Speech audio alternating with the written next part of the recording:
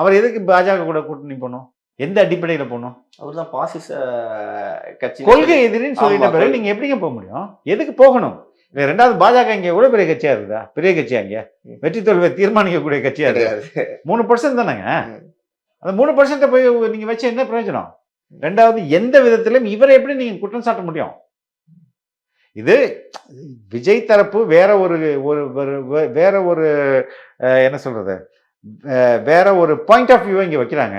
ஆனா எல்லாருமே விஜய் குற்றவாளி ஆக்குறாங்க. அவங்களுடைய பாயிண்ட் ஆஃப் வியூ என்னன்றதே இங்க பேசப்படுறது இல்ல. அது பேசப்படுச்சுன்னா நிலைமை மாறிடும். அப்ப அதை பத்தி பேசலாம்ல சார். அவரு அவரு அவங்க அவங்க அவங்க சைடு உள்ள ரைட். அப்படி பேசினா எத்தனை பேருக்கு வழக்கு, எத்தனை பேர் சிறை? ரைட்டுங்களா?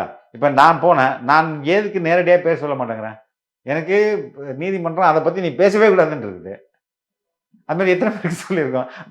இனிமேனே தூக்கி போறாங்க, நம்ம இதுல பேசணும்னா அமைதியா போறவங்க எத்தனை பேர் இருப்பாங்க? புரியுதா நான் சொல்றது?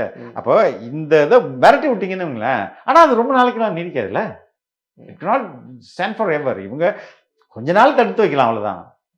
மக்கள் யார் பக்கம் நிக்கிறாங்க அப்படின்றது தான் ரொம்ப ரொம்ப முக்கியம்.